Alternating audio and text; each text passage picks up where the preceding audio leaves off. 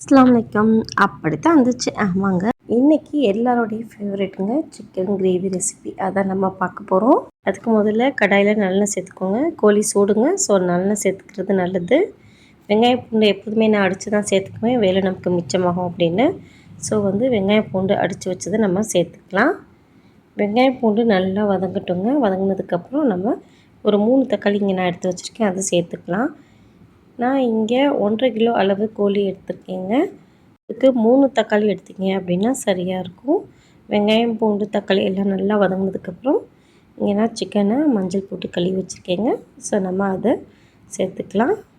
இப்போ வெங்காயம் பூண்டு வதங்கிடுச்சு. இப்போ நம்ம சிக்கனை சேர்த்துடலாம்.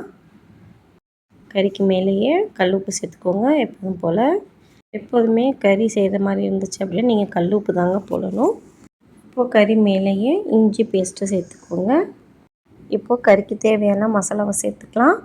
மல்லித்தூள் 1 ஸ்பூனு, மிளகாத்தூள் 2 ஸ்பூன் சேர்த்துக்கோங்க. உங்கள் காரத்துக்கு தகுந்த மாதிரி சீரகத்தூள், மிளகுத்தூள் அது எல்லாத்தையும் நம்ம இப்போ ஆட் பண்ணிக்கலாம். மசாலா எல்லாத்தையும் சேர்த்துட்டு நல்லா கிளறி விடுங்க. இந்த சிக்கன் கிரேவி நெய் சோறுக்கு, பிரியாணிக்கு இந்த மாதிரி எல்லாத்துக்குமே சைட் டிஷ்ஷு சூப்பராக இருக்குங்க. கண்டிப்பாக இதே மாதிரி ட்ரை பண்ணிங்க அப்படின்னா வேறு லெவலில் வரும். பட்டையிலக்காய் தூள் மறந்துட்டேங்க. ஸோ நம்ம அதையும் இப்போது சேர்த்துக்கலாம். இந்த ஸ்டேஜில் மசாலா எல்லாத்தையும் சேர்த்துட்டு ஒரு மூடி போட்டு மூடி வச்சுருங்க. கறி மசாலா போடும்போதே நம்ம கொத்தமல்லி தழையும் போட்டுக்கோங்க. அப்போ தான் நமக்கு ஒரு ஃப்ளேவர் கிடைக்கும். அந்த ஃப்ளேவர் ரொம்ப முக்கியங்க. இப்போது சிக்கனில் பாருங்கள் தண்ணி விட்டுருக்கு. எப்பவும் சிக்கனில் தண்ணி விடும் இல்லையா? ஸோ இப்போ நம்ம தேங்காய் பேஸ்ட்டு நான் அரைச்சி வச்சுருக்கேங்க. அதை இப்போ நம்ம சேர்த்துக்கலாம். இங்கேனா சின்ன மூடியில் ஒரு அரை மூடி அளவு தேங்காய் எடுத்து வச்சுருக்கேன். அதை நம்ம சேர்த்துக்கலாம். மிக்ஸி கழுவி ஊற்றிக்கலாம்.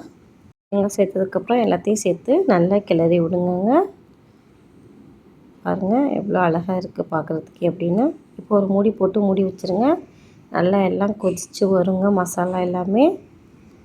சிக்கன் வெந்ததுக்கப்புறம் தண்ணியெலாம் வற்றும்.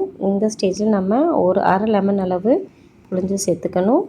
அவ்வளோதாங்க. கடைசியாக மல்லியில் தூவி சர்வ் பண்ணுங்கள். ஒரு பக்காவான சிக்கன் கிரேவி ரெடி ஆகிடுச்சு. கண்டிப்பாக இந்த வீடியோ உங்களுக்கு பிடிச்சிருக்குன்னு நினைக்கிறேன். சிக்கன் பிடிச்ச உங்களுடைய ஃப்ரெண்ட்ஸ்க்கு ஷேர் பண்ணுங்கள். தேங்க்யூ.